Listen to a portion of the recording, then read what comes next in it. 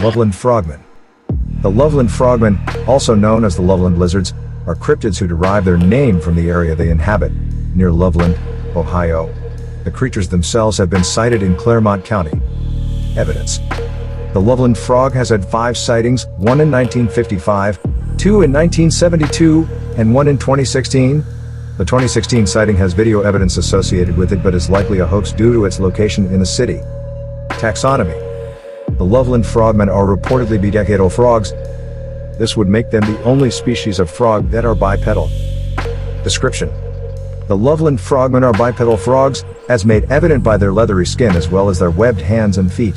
The creatures have frog-like heads with wrinkly skin on top of them. They are around 1 meter tall. Distribution and habitat.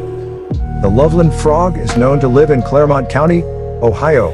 The creature lives in a temperate forest and is able to survive the cold winters of the region without having to hibernate. Behavior and life history. The frogmen apparently have the physical ability to use sticks like tools. However, they also have an ability as they can use those sticks to emit sparks like a wand.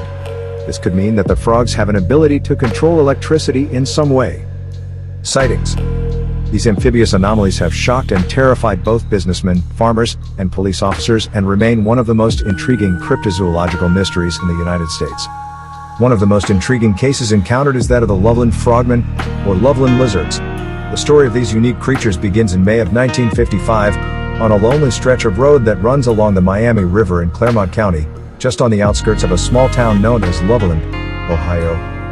At approximately 3:30 a.m., an unnamed businessman claimed to have witnessed 3 bipedal, quasi-reptilian entities congregating by the side of the road. The man pulled his car to the curb and observed these creatures for what he estimated to be about 3 minutes. During this time, he noticed that these strange beings stood between 3 and 4 feet tall, were covered with leathery skin, and had webbed hands and feet. Their most distinguishing characteristic, however, was their distinctly frog-like heads, which the man claimed bore deep wrinkles where their hair should have been. Just as the man was about to steal away, one of the creatures suddenly held what the witness could only describe as a wand above its head. The anonymous source further claimed that sparks spewed out of the end of this device. He left post-haste. Thus begins the bizarre legend of the Loveland Frogmen. This tale would be fascinating enough if it ended there, but the 2 most significant encounters in this case, and indeed, 2 of the most significant encounters in the annals of cryptozoology, were yet to come. At about 1 a.m. on March 3, 1972, nearly 17 years after the first report, a police officer, who understandably chose to remain anonymous, was traveling along Riverside Road heading towards Loveland when he saw something that would forever change his life. The officer claimed that he was driving slowly due to the substantial amount of ice on the road when he saw what looked like a dog by the curb. Suddenly, the animal darted in front of the cruiser, forcing the officer to slam on the brakes in order to avoid a potential collision with the creature. Once the police cruiser came to a halt, his headlights fell upon the prone animal. At this point, the officer described something that seems literally too bizarre to be true. In the span of seconds, this crouched, frog-like creature stood on 2 legs, stared back at the policeman, then scrambled over the guardrail and scurried down the embankment, finally disappearing into the Ohio River. The officer in question described the creature as being 3 to 4 feet tall and weighing in the area of 50 to 75 pounds. He also claimed that its skin had a leathery texture and that the animal's features resembled those of a frog or lizard. Another officer investigated the scene later that evening. He saw no sign of the creature, but reported that there were distinct scratch marks on the guardrail where the animal purportedly crossed. The second sighting occurred 2 weeks later, while police officer Mark Matthews had an encounter of his own. According to the report, Officer Matthews, while driving into Loveland, spotted what he believed to be an injured animal lying on the pavement. When Matthews climbed out of his cruiser with the intention of removing the carcass from the already ice-slicked road, the creature abruptly lurched upwards into a crouched position. Taken aback by the frogman's reptilian visage, Matthews unholstered his revolver and took a shot at the creature, which then proceeded to hobble over to the side of the road and step over the guardrail, all the while keeping a watchful eye on the trigger-happy officer. Matthews' frogman matched the first officer's description down to the last detail, with the exception of a tail, which was absent in earlier reports. In the years that have followed these events, Officer Matthews has reneged somewhat on his tale. He now claims that the animal in question was nothing more than a large reptile that escaped from its owner. He further insists that the only reason he shot at the creature was to help confirm a fellow officer's story, a story which was, of course, being met with predictable skepticism by their superiors. Whether or not Matthews' change of heart was inspired by ridicule or the fading memory of an event from which he was 30 years removed, the fact remains that his own testimony counterindicates his later retraction. In a 2001 email interview, Officer Mark Matthews, now retired, explained that the incident was habitually blown out of proportion. He stated that it was and is no monster. It was not leathery or wet. Matted fur. It was not 3 to 5 feet tall. It did not stand erect. The animal I saw was obviously some type of lizard that someone had as a pet that either got too large for its aquarium, escaped by accident, or simply got tired of it. It was less than 3 feet in length, ran across the road, and was probably blinded by my headlights.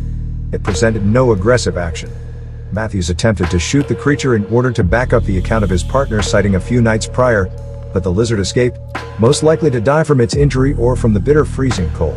A frogman was spotted in mid-August 2016 by Sam Jacobs and his girlfriend while they were playing Pokemon Go in Cincinnati. The location of the sighting cast doubt on its authenticity. It was just the sort of thing you'd expect to happen while a young couple was out playing Pokemon Go at night, especially while lurking near the lair of a famous cryptid critter. Sam Jacobs of Loveland, Ohio, told Fox 19 reporters that he and his girlfriend were playing the game near Lake Isabella when they saw something in the water nearby. What they saw, however, was no Pokemon. In the photo, we see a dark figure, standing waist-deep in the lake's waters, with large bulbous eyes reflecting, or perhaps casting, light brightly enough that it is clearly seen reflecting off the water rippling below. Who knows what the creature actually is? A model? A guy in a ghillie suit with a pair of LED headlamps strapped to his forehead? What matters is that the alleged sighting is based on a much older legend about the area, which could easily have been solved long before now. As we'll see, the long-held tradition of keeping the legend alive may have effectively withheld the less sensational aspects of the story in order to do so. The tale of the Loveland Frog has been well documented over the years, enough so that any elaborate description here isn't really necessary. Nonetheless, a few general facts about the fable will help illustrate the creature's alleged history. A similar incident occurred later on August 21st of that year, 4 hours away in Evansville, Indiana. Mrs. Darwin Johnson was swimming in the Ohio River when she claimed a strange, claw-like hand reached up from beneath the water and attempted to grab her. Though seldom noted in related literature, it is nonetheless worthwhile to observe that the film Creature from the Black Lagoon premiered in theaters only 1 year prior to these alleged encounters. Might this monstrous silver screen representation have served as inspiration for the stories of amphibious beasts lurking around the Ohio River and its tributaries around the same time? So the legend goes, at least. However, there have been some challenges to this narrative, including testimony from Officer Shockey himself in an email interview a number of years ago, in which he stated that many of the facts about the case had been exaggerated over the years,